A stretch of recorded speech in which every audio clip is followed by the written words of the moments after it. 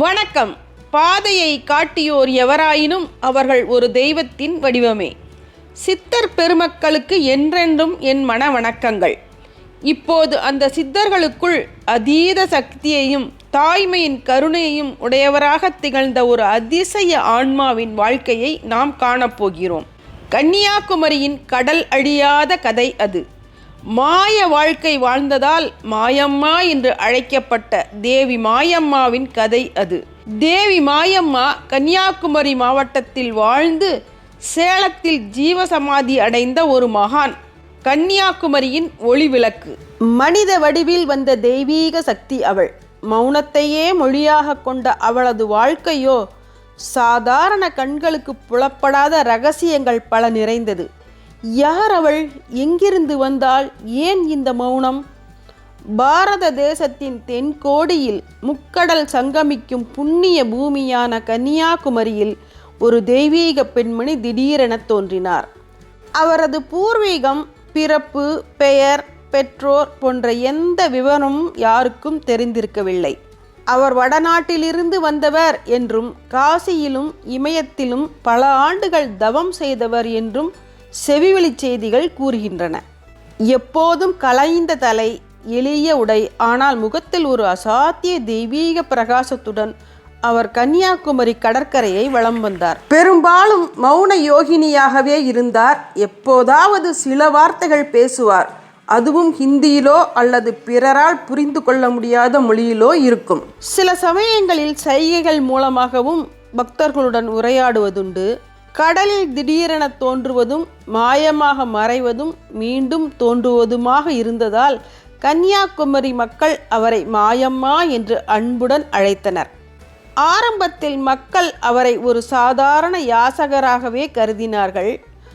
ஆனால் அவர் நிகழ்த்திய ஒரு அற்புத சம்பவம் அவரது உண்மையான தெய்வீக நிலையை வெளிப்படுத்தியது. ஒரு முறை ஒரு பேருந்து சாலையில் படுத்திருந்த நாயின் மீது ஏறி அதன் குடல் வெளியே வந்து நாய் துடிதுடித்து கொண்டிருந்தது. மக்கள் செய்வதறியாது திகைத்த வேளையில் மாயம்மா அங்கே வந்தார். நாயை தன் மடியில் எடுத்து வைத்து வெளியே வந்த குடலை மீண்டும் வயிற்றுக்குள் தள்ளி வைக்கோலால் தைத்து தனது பழைய துணியால் காயத்தை கட்டினார். சில நிமிடங்களில் நாய் துள்ளி குதித்து ஓடியது. இந்த சம்பவத்தை கண்ட மக்கள் பிரமித்து போய் மாயம்மாவின் கால்களில் விழுந்து வணங்கினார்கள். அன்றிலிருந்து அவர் கன்னியாகுமரியின் நடமாடும் தெய்வமாகவே போற்றப்பட்டார். மாயம்மா வெறும் மௌனியாகவே மட்டும் இருக்கவில்லை. தன்னை நாடி வந்த பக்தர்களுக்கு பல அற்புதங்களை நிகழ்த்தி அருள் புரிந்தார். உடல் நலம் பாதிக்கப்பட்டவர்கள் மாயம்மாவின் பார்வை பட்டவுடன் குணமடைந்தனர். அவர் எந்த மருந்தையும் கொடுக்கவில்லை. வெறும் தனது கருணையால் நோய்களை போக்கினார். குழந்தை இல்லாதவர்களுக்கு குழந்தை பாக்கியம் அருளினார். பல தம்பதியினர் அவரது ஆசியால் குழந்தைகளை பெற்று மகிழ்ச்சி அடைந்தார்கள். குடும்ப சண்டைகள், சொத்து பிரச்சனைகள் போன்ற பல சிக்கலான பிரச்சனைகளுக்கும் மாயம்மா தனது சைகைகள் மூலமாகவோ அல்லது சில வார்த்தைகள் மூலமாகவோ தீர்வு கண்டார். தொலைந்து போன பொருட்களை கண்டுபிடித்து தந்தார். பக்தர்களின் மனதில் உள்ள எண்ணங்களை அறிந்து அதற்கு தீர்வு கூறுவது அவரது தனிச்சிறப்பு. முன்னாள் பாரத பிரதமர் இந்திரா காந்தி, முன்னாள் ஜனாதிபதிகள் வி கிரி, ஜெயில் சிங், இசைஞானி இளையராஜா போன்ற பல அரசியல்வாதிகள், பிரபலங்கள் மற்றும் சாதாரண மக்கள் என எண்ணற்றோர் மாயம்மாவை தரிசித்து அவரது அருளை பெற்றுள்ளனர். ஞானானந்தகிரி சுவாமிகள், பூண்டி மகான், யோகி ராம் சூரத்குமார் போன்ற பல மகான்களும் சித்தர்களும் மாயம்மாவை வெகுவாக போற்றியுள்ளனர். யோகி ராம் சூரத்குமார் மாயம்மா தன்னை ஆசீர்வதிப்பதற்காகவே திருவண்ணாமலை வந்ததாக கூறியது மாயம்மாவின் பெருமையை பறைசாற்றியது. மரணத்தை வென்ற அற்புதம். ஒரு முறை கன்னியாகுமரியில் ஒரு படகு கவிழ்ந்து பலர் நீரில் மூழ்கினார்கள். அதில் ஒரு பெண் உயிரிழந்ததாக கருதப்பட்டு அவள் உடல் கடற்கரைக்கு கொண்டு வரப்பட்டது.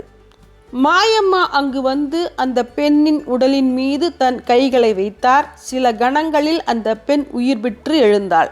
இந்த சம்பவம் மாயம்மாவின் உயிர்காக்கும் சக்தியை வெளிப்படுத்தியது. மாயம்மா ஒரே நேரத்தில் பல இடங்களில் காணப்பட்டதாக பக்தர்கள் கூறுவதுண்டு. இது அவரது சித்த விளையாட்டுகளில் ஒன்று. பக்தர்கள் அவரை ஒரு இடத்தில் பார்ப்பார்கள், அதே நேரத்தில் வேறு சில பக்தர்கள் அவரை வேறு ஒரு இடத்தில் பார்த்ததாக கூறுவார்கள். இது அவரது சூட்சம உடலின் இருப்பு நிலையை உணர்த்துகிறது. முன்னாள் பாரத பிரதமர் இந்திரா காந்தி மாயம்மாவை தரிசித்து ஆசி பெற்றதாக கூறப்படுகிறது. மாயம்மா பல அரசியல் தலைவர்களுக்கும் அதிகாரிகளுக்கும் மறைமுகமாக வழிகாட்டியுள்ளார். அவர்கள் மாயம்மாவின் சைகைகள் மற்றும் சிறு வார்த்தைகள் மூலம் முக்கியமான முடிவுகளை எடுத்ததாகவும், மாயம்மாவின் அருள் தங்கள் வாழ்க்கையில் பெரும் மாற்றங்களை ஏற்படுத்தியதாகவும் கூறியுள்ளார்கள். மாயம்மா சில சமயங்களில் யாசகம் எடுப்பது போலவும் சில சமயங்களில் மிகவும் ராஜபோகமாக இருப்பதும் உண்டு. அவர் எந்த நிலையிலும் ஒட்டி கொண்டதில்லை. தனக்கு கிடைக்கும் எதையும் அடுத்த கணமே மற்றவர்களுக்கு பகிர்ந்தளித்து விடுவார். இந்த பற்றற்ற தன்மை அவரது மகத்துவத்தை உணர்த்தியது. மாயம்மா பெரும்பாலும் மௌனமாகவே இருந்தாலும் அவர் பக்தர்கள் கேட்காமலேயே அவர்களின் மனதில் உள்ள கேள்விகளுக்கு பதிலளிப்பார். பக்தர்களின் துயரங்களை அவர்களின் முகத்தை பார்த்தே அறிந்து கொண்டு அதற்கான தீர்வுகளை சைகைகள் மூலமாகவோ அல்லது சில குறிப்புகளின் மூலமாகவோ உணர்த்துவார். மாயம்மா சேலத்தில் இருந்தபோது தனது ஆசிரமத்திற்கு வரும் ஆயிரக்கணக்கான பக்தர்களுக்கு அன்னதானம் வழங்கினார். ஒரு சிறிய பாத்திரத்தில் சமைத்த உணவு ஆயிரக்கணக்கானோருக்கு போதுமானதாக இருந்தது. எவ்வளவு கூட்டமாக இருந்தாலும் உணவு தீர்ந்து போனது இல்லை. இது அவரது அன்னபூரணி அம்சத்தை வெளிப்படுத்தியது. ஆரம்பத்தில் மாயம்மாவை சேலத்தில் சிலர் எதிர்க்கவும் அவரை அவமதிக்கவும் செய்துள்ளனர். ஆனால் மாயம்மா ஒரு வார்த்தை கூட பேசாமல் தனது தெய்வீக சக்தியால் அவர்களை பல விதங்களிலும் தண்டித்துள்ளார். பிறகு அந்த நபர்கள் தங்கள் தவறை உணர்ந்து மாயம்மாவின் கால்களில் விழுந்து மன்னிப்பு கேட்டு பக்தர்களாக மாறியுள்ளனர். மாயம்மா நீர், நிலம், ஆகாயம் என பஞ்சபூதங்களுடன் ஒருவித தொடர்பில் இருந்தார். அவர் கடலில் பல மணி நேரம் தியானம் செய்வது அல்லது மரத்தடியில் சலனமின்றி அமர்ந்திருப்பது போன்ற நிகழ்வுகள் அவரது இயற்கையுடனான இணைப்பை காட்டின. இந்த சம்பவங்கள் தேவி மாயம்மா ஒரு சாதாரண பெண் அல்ல என்பதையும் அவர் ஒரு உயரிய ஆன்மீக நிலையில் இருப்பவர் என்பதையும் ஆழமாக காட்டுகிறது. அவரது வாழ்க்கை ஒரு திறந்த புத்தகம் போல் இருந்தாலும் அதன் ஒவ்வொரு பக்கத்திலும் அதிசயங்களும் மர்மங்களும் நிறைந்திருக்கின்றன.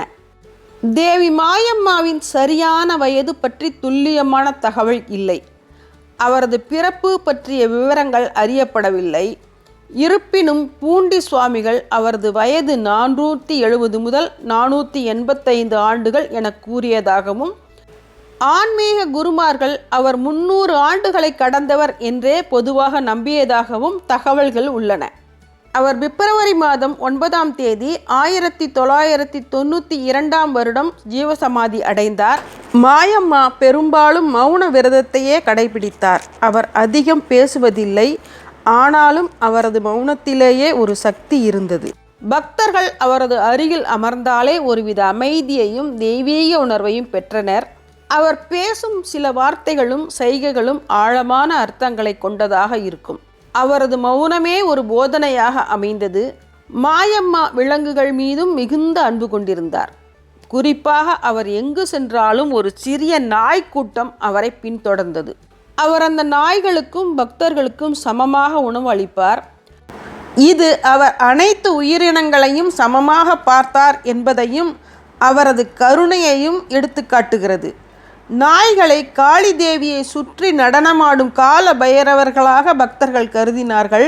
அவரது தோற்றம் சாதாரணமாக சில சமயங்களில் அழுக்காக கூட இருக்கும். சரியாக வாரப்படாத தலை, எளிய ஆடை, சுருக்கம் விழுந்த முகம் என வித்தியாசமான தோற்றத்தில் அவர் கன்னியாகுமரி கடற்கரையை வலம் வந்தார். ஆனால் அவரது முகத்தில் ஒரு தெய்வீக பிரகாசம் இருந்தது. பலர் அவர் தோற்றத்தை பார்த்து ஏமாந்தாலும் அவரது சக்தியை உணர்ந்தவர்கள் அவரை போற்றினார்கள். மாயம்மா எந்த ஒரு வழிபாட்டையும் போதிக்கவில்லை. எந்த சமய பிரிவையோ அமைப்பையோ சேர்ந்தவர் அல்ல. அவர் மதங்களுக்கும் கோட்பாடுகளுக்கும் அப்பாற்பட்டவர். தன்னை ஏற்பவர்களையும் வெறுப்பவர்களையும் சமமாகவே பாவித்தார்.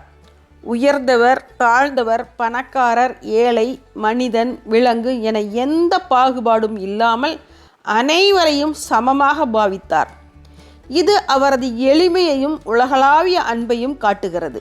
கலியுகத்தில் ஞாப ஜபமே முக்திக்கு வழி என்று போதித்த ஞானானந்தகிரி சுவாமிகள் மாயம்மாவை பற்றி ஒரு பக்தர் கேட்டபோது, கன்னியாகுமரி கோயிலில் பகவதியாக வீற்றிருப்பவளே கடற்கரையில் மாயம்மாவாக உலாவி வருகிறாள், அவள் எளிய தோற்றத்தை வைத்து ஏமாந்து விடாதீர்கள் என்று கூறியிருக்கிறார். இது மாயம்மாவின் தெய்வீக நிலைக்கு ஒரு சான்றாகும். ஒரு முறை மாயம்மா திருவண்ணாமலைக்கு சென்று யோகி ராம் சூரத்குமாரை சந்தித்தார். இருவரும் விடிய விடிய ஒருவரை ஒருவர் பார்த்து கொண்டிருந்தனர். எந்த வார்த்தையும் பேசிக்கொள்ளவில்லை. விடிந்ததும் மாயம்மா புறப்பட்டார். இது பற்றி யோகி ராம் சூரத்குமாரிடம் கேட்டபோது, இந்த பிச்சைக்காரனை ஆசீர்வதிப்பதற்காகவே அன்னை மாயம்மா வந்தார் என்று கூறி சிரித்தாராம். இது ஞானிகள் ஒருவரை ஒருவர் புரிந்து கொள்ள வார்த்தைகள் தேவையில்லை என்பதை காட்டுகிறது. இசைஞானி இளையராஜா உள்ளிட்ட பல பக்தர்கள் மாயம்மாவின் மீது மிகுந்த பக்தி கொண்டிருந்தனர். இளையராஜாவின் வேண்டுகோளை ஏற்று மாயம்மா அவரது இல்லத்திற்கு விஜயம் செய்து சில நாட்கள் தங்கியுள்ளார். இது மாயம்மாவின் எளிமையையும் பக்தர்கள் மீது அவர் கொண்ட அன்பையும் வெளிப்படுத்துகிறது. இந்த அம்சங்கள் தேவி மாயம்மாவின் வாழ்க்கையை மேலும் சுவாரஸ்யமாக்கி அவரது தெய்வீக ஆளுமையை ஆழமாக புரிந்து கொள்ள முடிகிறது. காலம் கனிய தான் தனது பூத உடலை துறக்கும் நேரத்தை மாயம்மா முன்னரே அறிவித்தார். பிப்ரவரி மாதம் 9ஆம் தேதி 1992 வருடம் மாலை 4:20 தேவி மாயம்மா தனது ஸ்தூல உடலை விட்டு நீங்கி சேலத்தில் ஜீவசமாதி அடைந்தார்.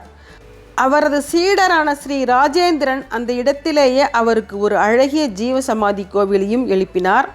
இன்றளவும் தேவி மாயம்மாவின் ஜீவசமாதி சேலத்தில் பக்தர்களுக்கு ஒரு புண்ணிய ஸ்தலமாக திகழ்கிறது.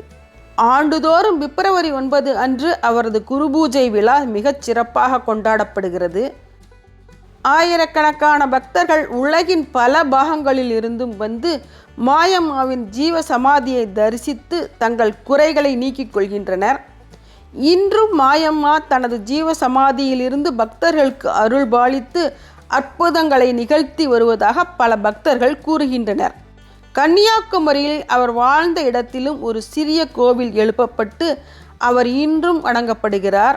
தேவி மாயம்மா தனது வாழ்க்கை முழுவதும் மௌனத்தின் மூலமாகவும் அற்புதங்களின் மூலமாகவும் அன்பையும் கருணையும் தெய்வீக சக்தியையும் உலகிற்கு உணர்த்திய ஒரு மகான். அவரது கதை நம்பிக்கை, பக்தி மற்றும் மனிதநேயத்தின் அழியாத சின்னமாக திகழ்கிறது. ஆம், அவளின் உடல் மறைந்திருக்கலாம், ஆனால் அவள் இன்றும் நம்மோடுதான் இருக்கிறாள். மௌனத்தால் பேசியவள், அன்பால் உலகை வென்றவள். தேவி மாயம்மாவின் அருள் என்றும் நம்மை வழிநடத்தும். நம்பிக்கை கொள்ளுங்கள், உங்கள் பிரார்த்தனைகளும் கேட்கப்படும், அற்புதங்கள் நிகழும். மர்மமான அற்புதமான ஒரு ஜீவன் தேவி மாயம்மா. சித்தர் தேவி மாயம்மாவின் அருள் அனைவருக்கும் கிடைக்கட்டும். மீண்டும் ஒரு சித்தருடன் உங்களை சந்திக்கிறேன். நன்றி, வணக்கம்.